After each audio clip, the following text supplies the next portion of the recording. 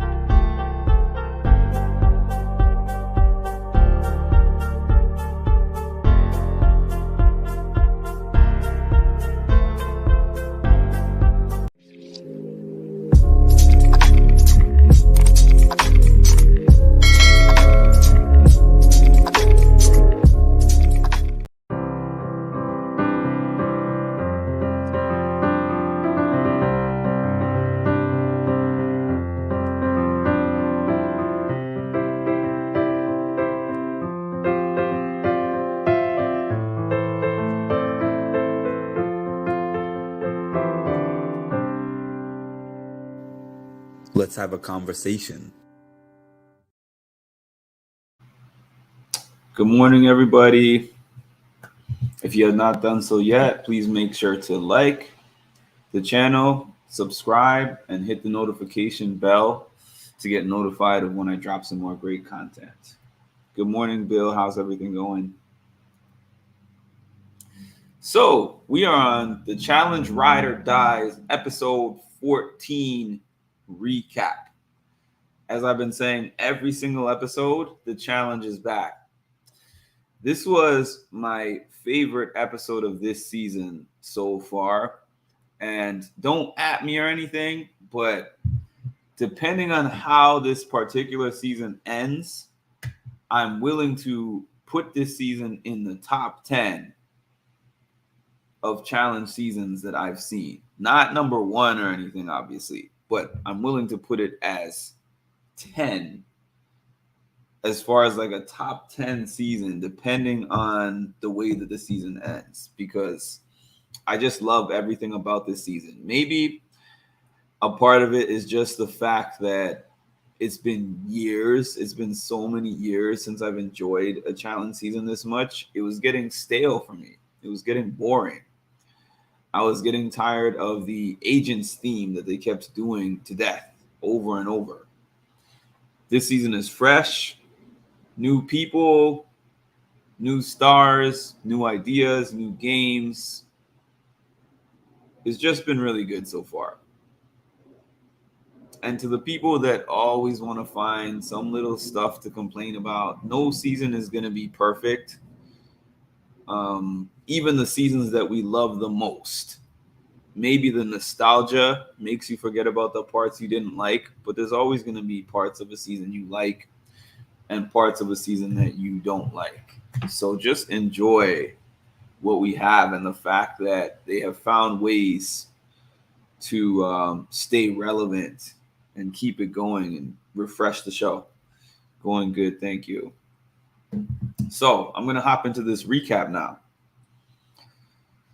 At the beginning, it shows Fessy. It shows Nanny and Casey celebrating because Nanny had just squeaked out that win in the previous episode. And as they have been doing at the beginning of the following episode, they showed a little celebration. They showed Fessy talking about, I don't know if Mariah leaving is going to hurt me or benefit me. Me. He doesn't even care that Mariah is out of the game. It doesn't look like. It's like good riddance. He's happy with his team. So he's like, I really feel like no love lost there. He was kind of glad that she was not in the game based on their standing at that time. So Nanny is talking to the remainders of Mariah's team, and she's basically saying it's a strong team. In terms of the fact that she knows that everybody left, even though there's not many of them in numbers. Good morning. She knows that there's not many of them in numbers, but she was like, I know that each and every person on the team right now will give 110%. And that's true. I mean, even though that team is like an underdog team, they have strong players. My only wonder was like there's so few of them and there's so many on the other team. So what are they going to do about that? So we find out later what they ended up doing about that. It shows Horacio giving Olivia flowers for her birthday, and he said something real sappy. He was like, "We may be on different teams, but you're still my ride or die." Horacio got back in her good graces, with his apology and giving the flowers. Fessy probably needs to take some lessons from the guy. He's humble. He's not perfect, but he's humble. He messed up in terms of when he was partners with Olivia, walking off on her and getting mad, not communicating, all that stuff. But he realized his mistake. He apologized to her for it, gave her the flowers later and said, "You're still my ride or die." Relationships matter in the game. So I'm not saying that he did it just for game, but I think that he also recognizes you have to be on the good side of the house, and the relationships that you form in the house could matter at any time. So I think he wants to make sure that he is on good standing with his ride or die. Not that he knows what's coming, but still, I think that part game and part reality. I mean, part him just feeling that way, like he really gets along with her and he likes her. But another part, like, I need to make sure that our relationship is good. So it shows Jordan talking to Horacio, and apparently they've built up a friendship. I have started to get to the point where I just know when they show certain conversations at the beginning, it's going to mean something in the end. So I already figured that something was going to happen later on. Messi definitely needs relationship lessons from Horacio. He needs a lot of lessons. So it shows that Jordan and Horacio having a conversation, and Horacio and him have formed a friendship. Horacio is kind of sympathizing with him, and Jordan said, like, there's no love. This game is not a place for love. And he was also saying, like, I don't have to play this game for Tori anymore. Like, I'm not obligated to do things for Tori anymore in this game. Like, we're not together anymore, so I don't have to play this game the way she wants me to play this game, basically. Tori, it showed a scene of Tori talking to Anissa about Jordan. And it's just like, what do you think Jordan would do in this position? And Anissa gives her opinion, and Tori is like, did he tell you that? Did you have conversations about it? Or is it just you making a guess? And at this point, you can clearly see that Anissa is in a bad position in terms of having her ride or die be Jordan and having her best friend be Tori, and they're on the same season. And that automatically makes her the middleman. So I'm sure if any of you guys feel tired of watching the Tori and Jordan drama, which honestly I'm not tired of it, to be straight up with you guys, I'm not tired of it. But living in that house, I'm sure Anissa was at her wit's end. She's just like, I'm over it. I just want to play the game. I don't want to have to hear this side, and then I have to hear this side. And relationship and former relationship drama, like that's a hard thing to deal with, but she seems to be navigating it okay. Oh, I meant to put up this clip. Actually, I completely forgot because I was so I'm gonna put this clip up. Well, I'm not gonna put the clip up, but I'm gonna play the clip from my phone real quick. So we got into this daily. This part was funny to me. First is going to be absolutely crappy, but whatever. Here we go. Starting on the map. We've danced a time or two in the past. So, I mean, if it ain't broke, fix it.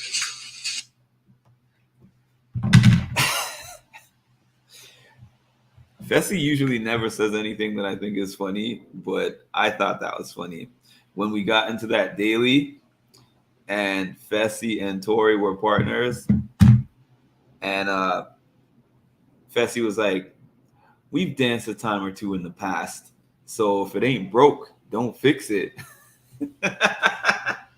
I'm like, man, Fessy actually said something funny for once.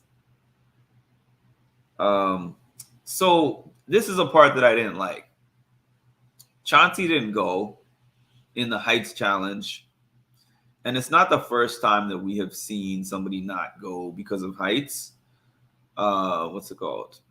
Darrell has skipped a couple of Heights challenges. Katie, Casey. There's been plenty of people over the course of the show that have skipped Heights challenges. TJ was like, Chauncey, you're not a quitter. You did it before. Come on, Chauncey. You can do it. You can do it.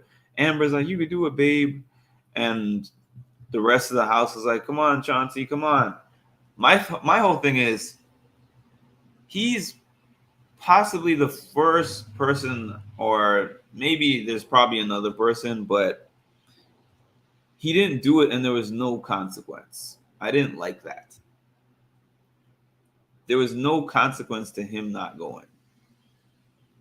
So it's like there should have been some kind of consequence. So it's just the fastest team, the team of two that does it the fastest won. But a team getting DQ'd by not going doesn't do anything. But anyways, they show a lot of the different teams go. They show that Horacio and Nanny went pretty fast. They show that Fessy and Casey went pretty fast. So at the end, that's what it came down to. Fessy and Casey win the daily, which I wasn't happy about because I didn't want them to win. I'm not really cheering for them like that. But also I was upset, like I said, about Chauncey not going and the team not having any kind of consequence for that. So that was that. So we get into another deliberation with Fessy's team. Fessy's team wins like 95% of the time. And Johnny made a funny comment where, he was complimenting Horacio, basically saying Horacio is impressive. But then he says, Horacio is like herpes. He keeps coming back. Such a Johnny thing to say. I actually talked about the Horacio Jordan conversation early. It actually happened after the daily. I had said that it happened in the beginning, but it was after the daily. Not that it matters too much, but I'm trying to go in chronological order. So when we get into these talks, nobody wants to put Devin in because they think, I believe, two reasons. Because Devin has the most relationships in the house and he plays maybe the best politics of the house. And two, they think that he's the weakest out of the three of them. And they might be right. Not that Devin is a weak player. Devin is a good player. Devin is definitely a good player, and he's been to multiple finals before, and he's done pretty well. But I think they are just thinking that physically and endurance-wise, Horacio and Jordan pose the biggest threat overall on that team. So I think they wanted those two to end up going against each other. Fessy said that's what he wanted, and I'm sure that's what the rest of the team wanted as well. So there was no real fireworks when Horacio was in the deliberation. Devin again sat in that elimination and didn't seem to really say much of anything, but they were satisfied with his answer. He's playing a really weird kind of, I don't know what he's doing, but he's really under the radar this season. All the fireworks happened when Tori was in the deliberation. And Tori was basically like, you called me a terrorist. And he basically stood on his square and was like, well, if you use our personal relationship outside of the game and he said, you're a terrorist of love. And he was like, if you use our personal relationship from outside of the game as basically a manipulation tactic for moves that I should make in the game, then yes, I do consider you a terrorist for that. Stood on that. And they had this big emotional argument. Now, this is something that I was going to say.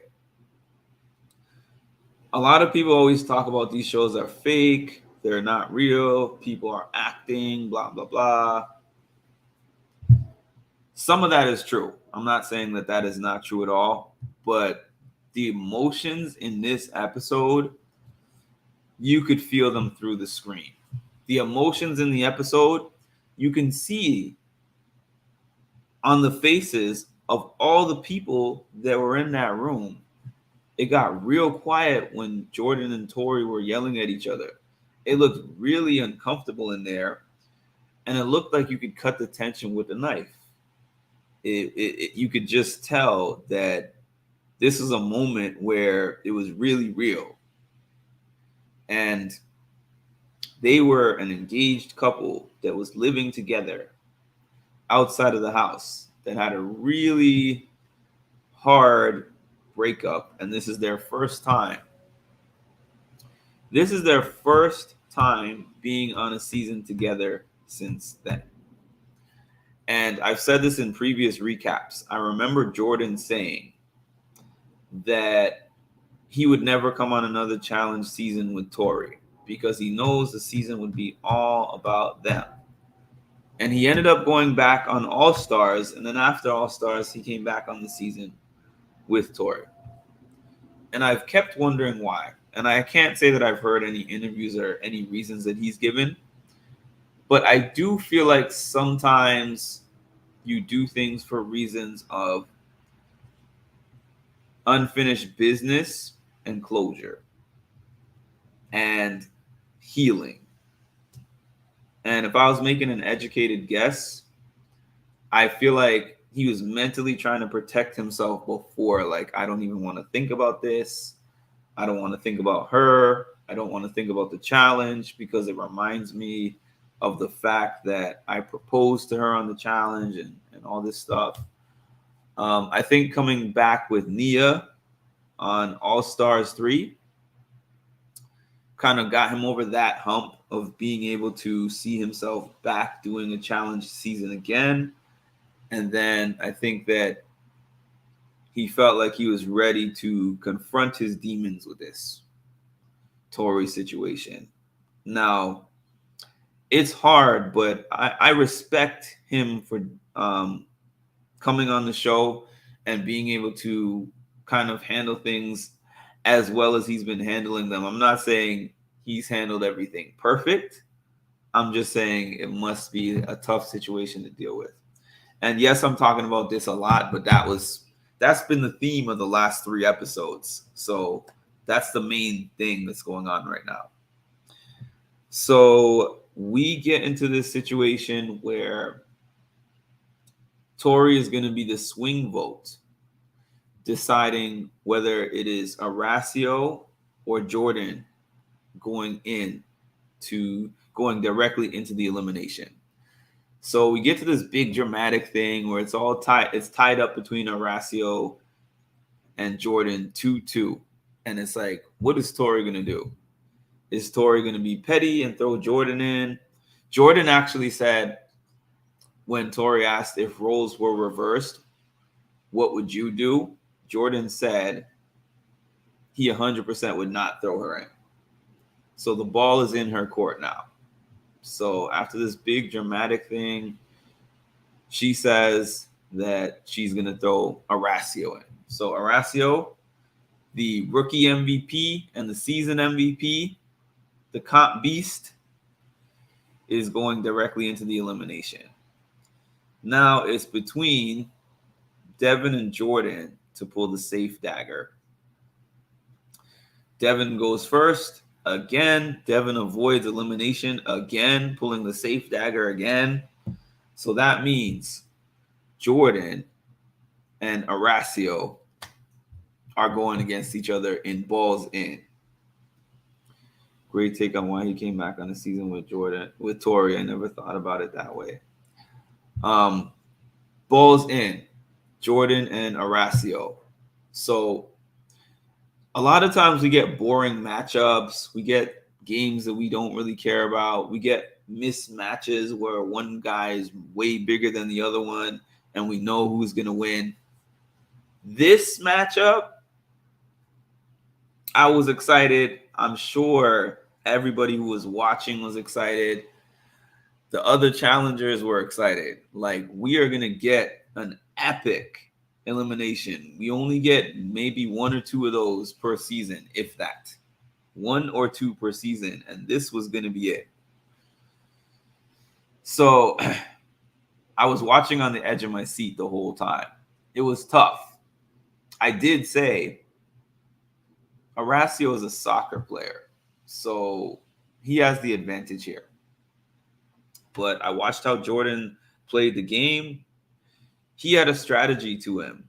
I think that he knew that Horacio was faster and more agile than him. He even kind of said that in the confessional.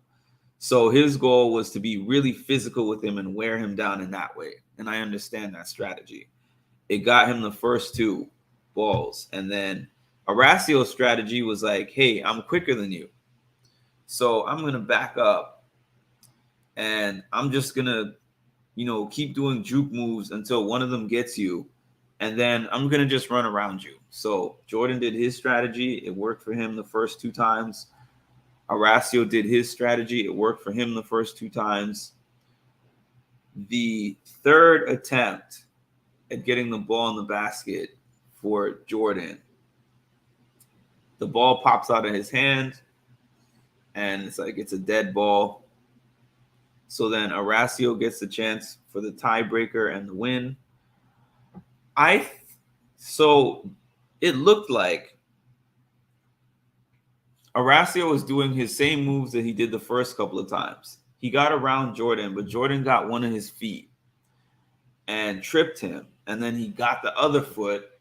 And I'm thinking at that point, Jordan is just amazing. Jordan is an amazing competitor at everything that he does.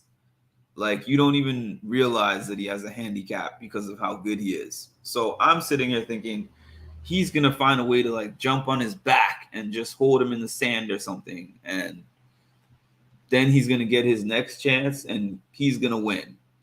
Like, even though Horacio, I feel, was at an advantage for that game, for that particular game that they were doing, I still felt like Jordan was going to find a way to win. He doesn't. Horacio gets it in. But now I'm thinking to myself, okay, when are we going to get to this you live or die by your ride or die situation? I felt like it was coming soon. And it was. TJ pops his little happy self. Well, first TJ makes some cryptic statement before he leaves. And then he pops his happy self right into the house. And Johnny was like, oh, TJ, you're in my house. And TJ was like, nah, this is actually my house, bananas. And y'all are going back to the zone. And for them in the house, I think that they were like, oh, no, this is going to be like a double elim. But for us watching as fans, I think that I knew that at this point in time was going to be some kind of battle back tournament. So, TJ says this whole thing about you live or die by your ride or dies. And I was like, okay, here we go. They're going to come back. Kenny, Jordan, and Mariah. And then we know that Nelson and Nurys, unfortunately, were eliminated. So Kenny, Jordan, and Mariah are all back. So TJ did this in a suspenseful way, by the way. I'm kind of skipping the way that he did it, where he was like, okay, now all you guys, go back with your ride or die. So some people were happy, some were like, not necessarily that happy. And then there were 3 people that ride or dies were sent home in a limb, or so they thought. And that was Fessy, Aneesa, and Casey. So they're standing there on the side by themselves. Casey's like, what does that mean? We go home? So then TJ calls the 3 of them down to the sand and is like, remember I told you guys you live or die by your ride or die. And he was like, as y'all know, y'all ride or dies got eliminated. So therefore, you guys are unable to compete. And then everyone has their reaction, oh no. But remember the ride or die theme.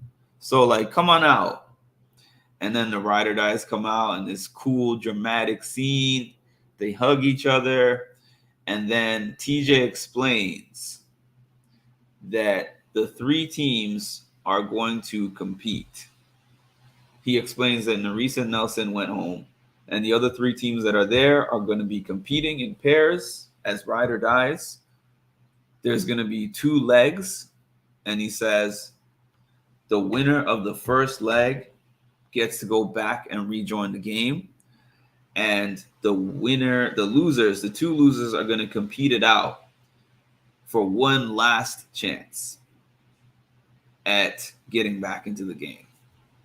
So as soon as I see what the game is, which is that they have to push this cylinder up this platform and hold it for a minute, I was like, Fessy and Mariah got this. Like, for some reason, the challenge gods always give Fessy these physical limbs. He's the biggest, strongest guy there. He has a strong female partner. So I was sure that they were going to win that leg. And they did. It looked like Casey and Kenny weren't even competition. Jordan and Aneesa gave it a good college try, but they didn't get it done. So Fessy, of course, the thing with what Fessy was doing was he was like, oh, we didn't win. We didn't leave on the best of terms, blah, blah, blah. Like, he's acting like he doesn't like his partner. And it's like, bro, even if you don't like your partner, even if you're not getting along with your partner, you might have to potentially run a final with her. And when you're doing a final, it doesn't just matter if you're a competitor and she's a competitor. You have to get along. You're not just 2 people just running together. You got to work together. You got to encourage each other. Mariah was trying. It looked like Mariah was trying to at least be like, even though we're not really cool right now, he's my partner and he's my ride or die. So we have to make this work. And he's kind of like, yay, I got my ride or die. Like, he's happy that he won, but clearly you can see that he doesn't care for Mariah at this point. So we didn't get into the next elimination because they're saving that for next week. And it might be, I'm assuming that the person who wins the second leg, the team who wins the second leg, is going to be the last finalist. I think that might be the case. Like, we're at the end of the season, and that's why they brought those people back in. And everyone else is going to be running the finals, possibly. That's just a guess. So it's going to be Jordan and Aneesa versus Casey and Kenny. And it looks like they're doing that whole challenge where they get tethered to a rope and they have an apparatus and they have to climb through and knot it up or whatever. And then the other team has to come and untangle that. I honestly feel that Casey and Kenny are at an advantage for that, but we will see what happens. And that's the end of my recap. I really thoroughly enjoyed this episode. It had everything. It had drama. It had explosiveness. It had tense moments. It had real talk conversations. It had real emotions. Things that have been missing on the challenge for years. Thank you, challenge. Thank you, challenge, for putting these people on here, for refreshing the game, refreshing the house, the theme. I don't care what you guys say about the Ride or Dice. I love the Ride or Dice theme. And I know that a lot of people are like, well, these people are not really Ride or Dice. I get it. But when it comes to casting, that type of stuff is hard, realistically, to make sure that everyone is a ride or die. And then there was a situations where I heard that Nia was supposed to be Jordan's ride or die. That would have been crazy. Oh man, I could only imagine if Nia had been on the show with Jordan. Like, that would have just been so amazing for me. I let that one go, but I think that I heard she got COVID or something like that. But I would have loved the intensity and the drama of like Nia coming back on there, being on there with Jordan after they hooked up on All Stars, and seeing what happens with her and Tori. But Nurys fulfilled that for us. Thank you, Nurys.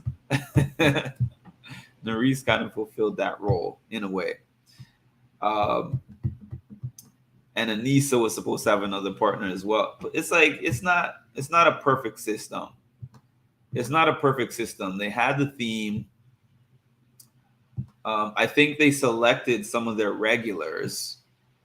You know, obviously the rookies were both selected by production, but I think with some of the regulars, they casted them and then told them the theme was Ride or Dies, and then said, do you have a Ride or Die? Because I heard Nurys on the official challenge podcast when Devon was asking her about how she became Fessy's Ride or Die. Their situation was like that, where Fessy only knew her for a year prior to the show, and they knew each other because of Fessy sliding in the DMs. And them possibly, I don't know what they did. She said they cuddled. Who knows what they did? But yeah, that's how she became his ride or die. But he was the one who suggested for her to be the ride or die. He called her up and pushed her to be the ride or die with MTV. So it's not perfect in that regard. Of course, not everyone is ride or dies. I think Nam was on the show at some point, and that wasn't really a ride or die, you know. But overall, production can't do everything. It's been a great season so far. Shout out to the cast. Shout out to the rookie MVP, Horacio. I forgot to mention that.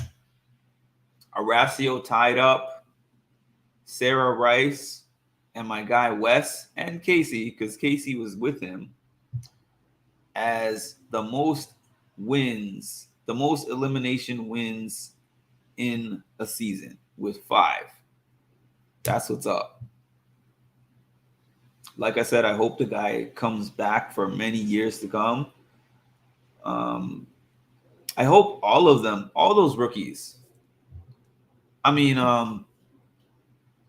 most of the rookies, and I'm not even going to name them out before anyone says I'm throwing shade, but I'll just say 80% of the rookies that I saw on this season, I would love to see them come back. And that's the end of my recap. Thank y'all for watching. I will see y'all tonight for a recap of episodes 9 through 12 of The Circle.